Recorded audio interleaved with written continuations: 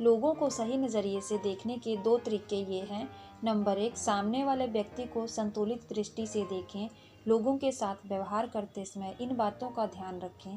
पहली बात तो यह कि सामने वाली महत्वपूर्ण है। निश्चित रूप से वह महत्वपूर्ण है। हर व्यक्ति महत्वपूर्ण होता है, परंतु यह भी याद रखें कि आप भी महत्वपूर्ण हैं। तो जब आप किसी व्यक्ति से मिलें तो ऐसा सोचें महत्वपूर्ण लोग मिलकर किसी आपसी लाभ या रुचि के विषय पर चर्चा कर रहे हैं। कुछ महीने पहले एक बिजनेस एग्जीक्यूटिव ने फ़ोन पर मुझे बताया कि उसने मेरे सुझाए एक युवक को नौकरी पर रख लिया है। आपको पता है मुझे उसकी किस बात ने प्रभावित किया? मेरे दोस्त ने कहा, कौन सी बात ने? मैंने पूछा। उसने उसका आत्मविश्वास बेहद पसंद आया। ज़्यादातर उम्मीदवार तो कमरे में घुसते समय डरे और सहमे हुए थे। उन्होंने मुझे उस तरह के जवाब दिए जो उनकी राय में मैं सुनना चाहता था। एक तरीके से ज़्यादातर उम्मीदवार भिखारियों की तरह व्यवहार कर रहे थे।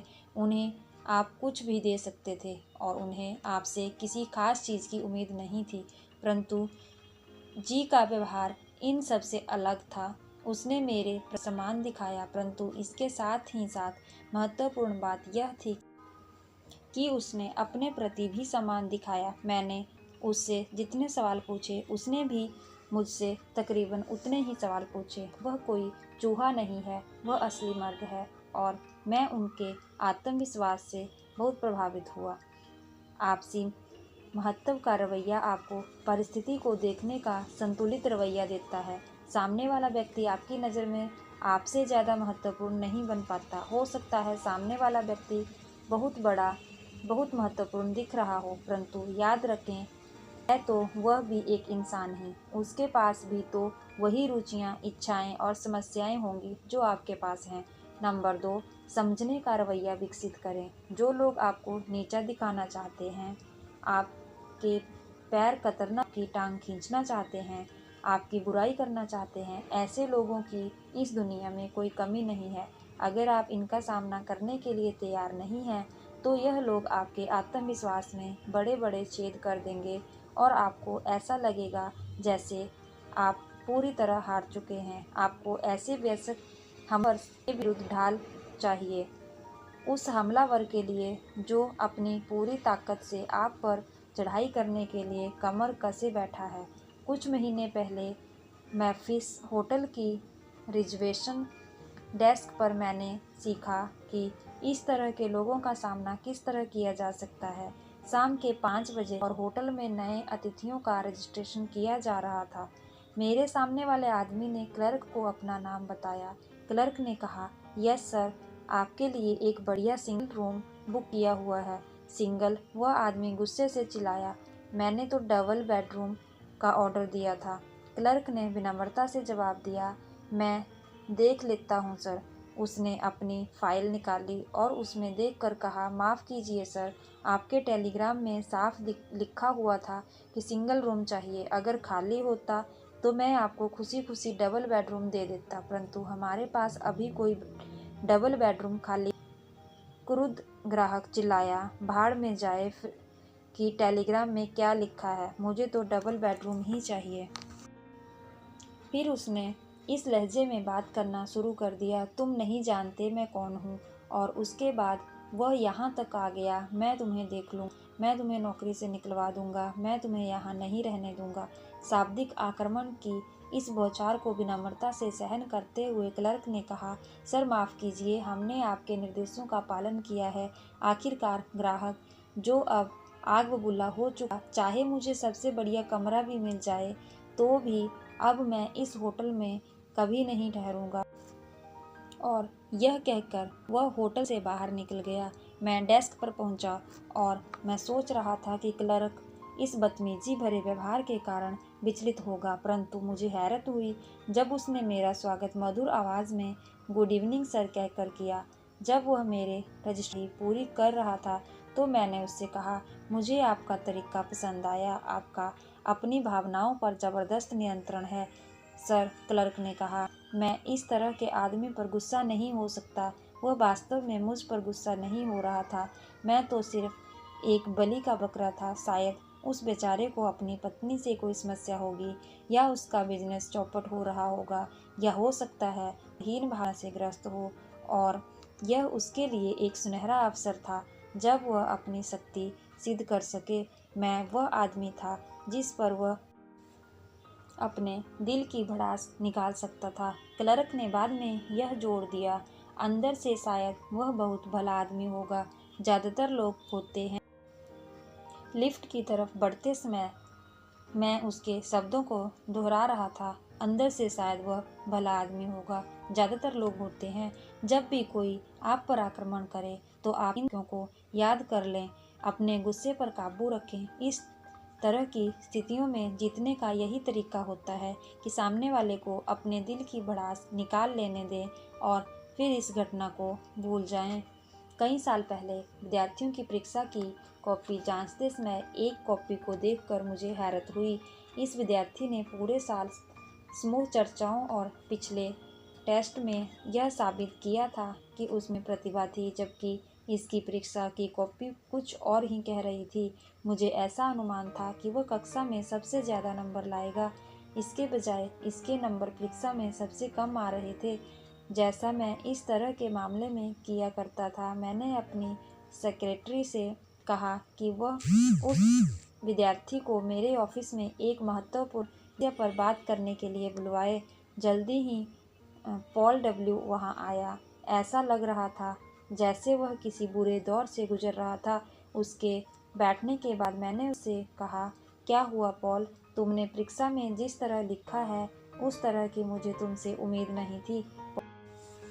पॉल पेश में था। उसने अपने पैरों की तरफ देखते हुए जवाब दिया, सर, जब मैंने देखा कि आपने मुझे नकल करते हुए देख लिया है तो इसके बाद मेरी हालत ख़राब हो गई। मैं कोई सवाल ठीक से नहीं कर पाया। ईमानदारी से कहूँ तो मैंने ज़िंदगी में पहली बार नकल की थी। मैं अच्छे नंबरों से पास होना चाहता था, इसलिए मैंने सोचा क्यों ना बेईमानी का सहारा ले लूँ। वह बुरी तरह परेशान दिख रहा था, परंतु एक बार जब उसने बोलना शुरू कर दिया तो फिर वह चुप होने का नाम ही नहीं ले रहा था। मुझे लगता है अब आप मुझे कॉलेज से निकाल देंगे। यूनिवर्सिटी का नियम तो यही है कि अगर कोई विद्यार्थी किसी भी तरह की चीटिंग करेगा तो इसे हमेशा के लिए कॉलेज से निष्कासित किया जा सकता है। यहाँ पर पॉल ने यह बताना शुरू कर दिया कि कॉलेज से निकालने जाने के बाद उसके परिवार की इज्जत खाक में मिल जाएगी, पूरी बर्बाद हो जाएगी, और इसके अलावा और भी बहुत सारे बुरे परिणाम होंगे। आखिरकार मैंने उससे कहा, अब बस भी करो, शांत बैठ जाओ। मैं तुम्हें कुछ बता दूं, मैंने तुम्हें नकल करते हुए नहीं देखा। जब तक तुमने मुझे इसके बारे में नहीं बताया तब तक मुझे यह अंदाजा ही नहीं था। समस्या यह थी, मुझे दुख है पॉल कि तुमने नकल की। फिर मैंने आगे कहा, पॉल, मुझे बताओ कि यूनिवर्सिटी के अनुभव से क्या सीखना चाहते हो। अब वह थोड़ा शांत हो चुका था और बाद उसने जवाब दिया, डॉक्टर, मुझे लगता है कि मेरा असली लक्ष्य तो जीने का तरीका सीखना है। लगता है कि मैं अपने लक्ष्य को हासिल करने में बुरी तरह असफल हो चुका हूँ। हम कई तरीकों, मैंने कहा, मुझे लगता है तुम इस अनुभव से सफलता का असली सबक सीख सकते हो। जब तुमने अपनी पर्ची से नकल की तो तुम्हारी अंतरात्मा तुम्हें कचोटने लगी। इससे तुमसे अपराध बोध का भाव जाग गया और तुम्हारा आत्मविश्वास खत्म हो गया। जैसा तुमने कहा, इसके बाद तुम्हारी हालत खराब हो गई। ज़्यादातर बार होता यह है पॉल कि सही और गलत का मसला हम नैतिक और धार्मिक दृष्टिकोण से देखते हैं। अब इस बात को समझ लो, मैं यहाँ तुम्हें भाषण नहीं दे रहा हूँ, ना ही तुम्हें सही और गलत काम के बारे में कोई प्रवचन देने के मूड में हूँ, परंतु यह जरूरी है कि हम इसके व्यवहारिक पहलू पर नज़र डालें। जब तुम कोई ऐसा काम करते हो जो तुम्हारी अंतरात्मा के खिलाफ होता है तो तुम्हें अपराध बोध के कारण तुम्हारी सोचने की क्षमता खत्म हो जाती है। आप ठीक तरह से नहीं सोच सकते क्योंकि आपका दिमाग लगातार यही सवाल पूछता रहता है, क्या मैं पकड़ा जाऊंगा, क्या मैं पकड़ा जाऊंगा। पॉल, मैंने आगे कहा, तुम्हें परीक्षा में अच्छे नंबर की इतनी ज़्यादा चाह थी कि तुमने वह किया जो तुम्हारी नज़रों में गलत था। जीवन के बहुत सारे मौके आएंगे जब सफलता हासिल करने के लिए तुम्हारे सामने गलत काम करने का प्रलोभन मौजूद होगा। उदाहरण के तौर पर, किसी दिन आप इतनी बुरी तरह कोई सामान बेचना चाहोगे कि आप अपने ग्राहक को जानबूझकर गलत जानकारी देकर उसे खरीदने के लिए मजबूर कर देंगे, और ऐसा करने से आपको सफलता मिल सकती है, परंतु इससे होता यह है आपका अपराध बोध आप पर हावी हो जाएगा और अगली बार जब आप अपने ग्राहक को देखेंगे तो आप परेशान हो जाएंगे, तनाव में आ जाएंगे। आप सोचने लगेंगे, क्या उसे पता चल गया है कि मैंने उसे धोखा दिया था। आपकी प्रस्तुति इसलिए प्रभावी नहीं होगी क्योंकि आप पूरे मन से प्रस्तुति नहीं दे पाएंगे। इस बात की संभावना है कि आप इसके बाद उसी ग्राहक को दूसरी, तीसरी, चौथी और या कई बार सामान बेचने का अवसर गंवा देंगे। लंबे समय में इस तरह की गलत सेल्स तकनीकें आपकी अंतरात्मा को चोट पहुंचाएंगी ही आपकी आमदनी को भी कम करें। इसके बाद मैंने पॉल को बताया कि जब किसी बिजनेसमैन या प्रोफेशनल आदमी को यह डर सताता है कि उसकी पत्नी को उसके विवाहेतर प्रेम संबंध का पता चल जाएगा तो वह असफल होने लगता है। वह दिन रात यही सोचता रहता है, क्या उसे पता चल जाएगा, क्या उसे पता चल जाएगा। इस कारण उसका आत्मविश्वास कमजोर हो जाता है और इसका परिणाम यह होता है कि वह नौकरी या घर में तरह से नहीं कर पाता। मैंने पॉल को याद दिलाया कि कई अपराधी कोई सबूत या संकेत नहीं छोड़, फिर भी वे सिर्फ इसलिए पकड़े जाते हैं क्योंकि वे अपराधियों की तरह व्यवहार करते हैं और उन्हें देखकर यह समझ में आ जाता है कि इन्होंने कोई गलत काम किया है। उनकी अपराध बोध की भावनाएं उन्हें संदिग्ध आदमियों की सूची में शामिल कर देती हैं। हम में से हर एक में सही होने, सही सोचने और सही काम करने की इच्छा होती है।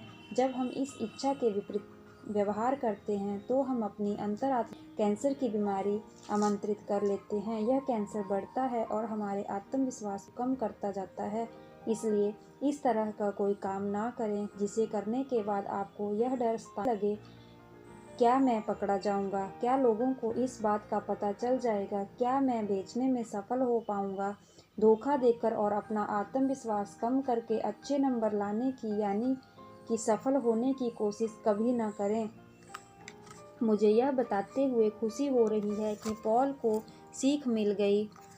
उसने सही काम करने का व्यवहारिक मूल्य समझ लिया। मैंने सुझाव कि वह बैठ जाए और एक बार फिर से परीक्षा दे। उसने मुझसे सवाल किया, परंतु क्या आप मुझे कॉलेज से नहीं निकालेंगे? मेरा जवाब था, मैं निष्कासन के नियम जानता हूँ, परंतु अगर हम धोखा देने वाले सारे विद्यार्थियों को कॉलेज देंगे तो हमारे आधे प्रोफेसरों की छुट्टी हो जाएगी, और अगर हम देने का विचार करने वाले सभी विद्यार्थियों को निकाल देंगे तो हमें कॉलेज में ताले लगाने पड़ेंगे। इसलिए मैं इस घटना को भूलने के लिए तैयार हूँ। अगर तुम एक काम करो। बिल्कुल, उसने कहा। मैंने उसे एक पुस्तक दी। पुस्तक का नाम था 50 Years with the Golden Rules।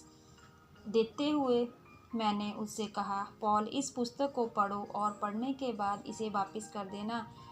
J.C. पेनी के खुद के शब्दों में यह जानो कि किस तरह सही काम करने की वजह से वे अमेरिका के सबसे अमीर व्यक्तियों के समूह में शामिल हो गए। सही काम करने से आपकी अंतरात्मा संतुष्ट रहती है और इससे आत्मविश्वास भी बढ़ता है। जब हम कोई गलत काम करते हैं तो दो नकारात्मक बातें होती है। पहली बात तो यह कि हमें अपराध बोध आ जाता है और इस अपराध बोध से हमारा आत्मविश्वास कम हो जाता है। दूसरी बात यह कि देर सवेर दूसरे लोगों को हमारे गलत काम की जानकारी मिल जाती है और उनका हम पर से विश्वास उठ जाता है। सही काम करें और अपने आत्मविश्वास को बनाए रखें, यही सफल चिंतन का कारगर तरीका है। यहाँ एक मनोवैज्ञानिक सिद्धांत दिया जा रहा है जो 25 बार पढ़ने लायक है। इसे तब तक पढ़ते रहें जब तक कि यह आपके दिमाग में पूरी तरह से न घुस जाए। विश्वासपूर्ण चिंतन के लिए विश्वासपूर्ण काम करें। विश्वासपूर्ण चिंतन के लिए विश्वासपूर्ण काम करें। महान मनोवैज्ञानिक डॉक्टर जॉर्ज डब्ल्यू क्रेन ने अपनी प्रसिद्ध पुस्तक applied psychology, Chicago, Hopkins, syndicate inc, 1950 में लिखा है।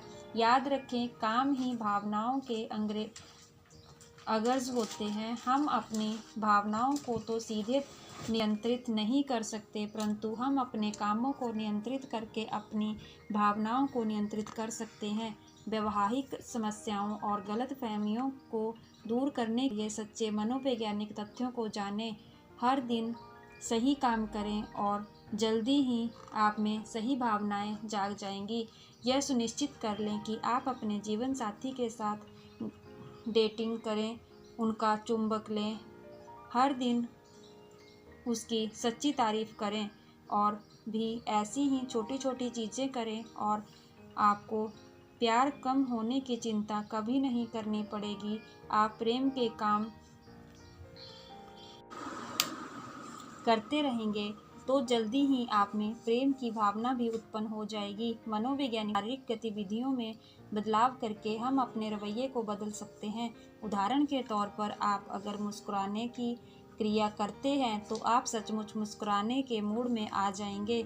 जब आप अपने शरीर को झुकने के बजाय तान लेते हैं तो आप ज़्यादा सुपीरियर महसूस करने लगते हैं। इसके उलट अगर त्योरियां चढ़ाकर देखेंगे तो पाएंगे कि आप त्योरियां चढ़ाने के मूड में आ गए हैं। यह सिद्ध करना तो आसान है कि अपनी क्रियाओं पर काबू करके आप अपनी भावनाओं को बदल सकते हैं। जो लोग अपना परिचय देने में संकोच करते हैं, वे अपने संकोच को आत्मविश्वास में बदल सकते हैं अगर वे सिर्फ कुछ सामान्य क्रियाएं करें। पहली बात तो यह कि सामने वाले से गर्मजोशी से हाथ मिलाएं। इसके बाद सामने वाले व्यक्ति की तरफ एकल सीधे देखें और तीसरी बात सामने वाले से कहें, मुझे आपसे मिलकर खुशी हुई। इन 3 साधारण क्रियाओं से आपका संकोच अपने आप ही तत्काल दूर हो जाएगा। आत्मविश्वास से भरी क्रिया की वजह से आप में अपने आप आत्मविश्वास आ जाएगा। आत्मविश्वास पूर्ण चिंतन करने के लिए आत्मविश्वास की क्रियाएं करें। जिस तरह की भावनाएं आप स्वयं में जगाना चाहते हैं उस तरह के कार्य करें। नीचे आत्मविश्वास बढ़ाने वाले 5 अभ्यास दिए जा रहे हैं, इसे सावधानी से पढ़ें, फिर इनका अभ्यास करने की पूरी कोशिश करें और आप अपना आत्मविश्वास काफ़ी बढ़ा चढ़ा पाएंगे। नंबर 1, आगे की बेंच पर बैठें।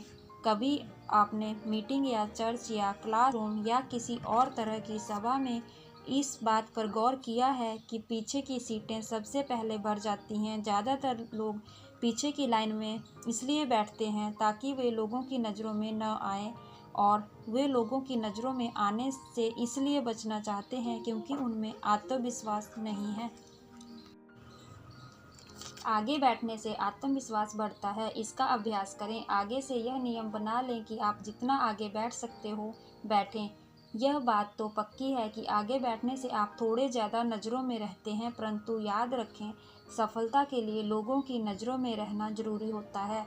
नंबर 2, नज़रें मिलाकर बात करने का अभ्यास करें। कोई व्यक्ति किस तरह अपनी आंखों का प्रयोग करता है, इससे भी हमें उसके बारे में काफ़ी जानकारी मिल सकती है।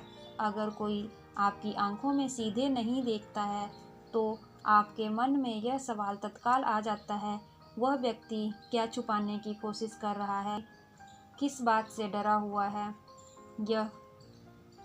क्या यह मुझे धोखा देना चाहता है, इस व्यक्ति के इरादे क्या हैं। आमतौर पर आंखों के संपर्क में असफलता से 2 बातें पता चलती हैं। पहली, यह मैं आपके सामने आने पर असहज अनुभव करता हूँ, मैं आपसे हीन अनुभव करता हूँ, मैं आपसे डरा हुआ अनुभव करता हूँ, या सामने वाले से आंखें न मिलाने से यह बात पता चलती है, मैं अपराध बोध से ग्रस्त हूँ, मैंने ऐसा कुछ किया है या सोचा है जो मैं नहीं चाहता कि आपको पता चल जाए। मुझे डर है कि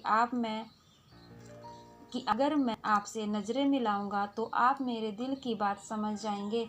जब आप नज़रें मिलाने से बचते हैं तो आप सामने वाले पर अपनी अच्छी छाप नहीं छोड़ पाते। आप कहते हैं, मैं डरा हुआ हूँ, मुझ में आत्मविश्वास की कमी है। इस डर जीतने का यही तरीका है कि आप सामने वाले से नज़रें मिलाकर बात करें। नज़रें मिलाकर बात करने से सामने वाले को यह संदेश जाता है, मैं ईमानदार और सच्चा हूँ, मैं जो कह रहा हूँ मैं इसमें पूरी तरह यकीन करता हूँ। मैं डरा हुआ नहीं हूँ, मैं आत्मविश्वास से भरा हुआ हूँ। अपनी आँखों से काम लें, दूसरे व्यक्ति की आंखों में आंखें डालकर बात करें। इससे न सिर्फ आप में आत्मविश्वास आ जाएगा, बल्कि इससे सामने वाले भी आप पर विश्वास करने लगेगा। नंबर 3, 25% तेज़ चलें। जब मैं छोटा था तो काउंट्री सीट पर जाना ही अपने आप में एक रोचक अनुभव होता था। जब सारे काम हो चुके होते और हम कार में आते तो मेरी माँ अक्सर कहा करती थी, डेवी, यहाँ थोड़ी देर चुपचाप बैठो और देखो कि लोग किस तरह चल रहे हैं। माँ इस खेल को बहुत अच्छी तरह खेलती थी। वे कहा करती थी, उस आदमी को देखो, वह परेशान सा दिख रहा है। या तुम्हें क्या लगता है वह महिला क्या करने जा रही है? या उस आदमी की तरफ देखो, वह कोहरे में लिपटा हुआ लगता है। लोगों को चलते हुए देखना सचमुच मज़ेदार था। मनोरंजन का यह तरीका फिल्म देखने से सस्ता पड़ता था। मुझे बाद में पता चला कि इस खेल को खेलने के पीछे माँ का एक कारण यह भी था, और इससे ज़्यादा शिक्षा भी मिलती थी। मैं अब भी लोगों को चलते हुए देखता हूँ। कॉरिडोर में, लॉबी में, फुटपाथ पर लोगों को चलते हुए देखकर मैं समझ लेता हूँ कि उनकी मानसिक स्थिति कैसी है। मनोवैज्ञानिक झुकी हुई मुद्राओं और सुस्त चाल का संबंध खुद के बारे में, अपनी नौकरी के बारे में, अपने आसपास के लोगों के से जोड़ते हैं। परंतु मनोवैज्ञानिक यह भी बताते हैं कि आप अपनी मुद्रा को बदलकर और अपनी चलने की गति को बदलकर अपने रवैये को सचमुच बदल सकते हैं। आप भी देखें, अगर देखें, आप यह पाएंगे कि शरीर की क्रिया मानसिक क्रिया का परिणाम है। जो व्यक्ति हारा हुआ है, चोट खाया हुआ है, वह मरा चलता है, सुस्त चलता है, उसमें आत्मविश्वास शून्य होता है।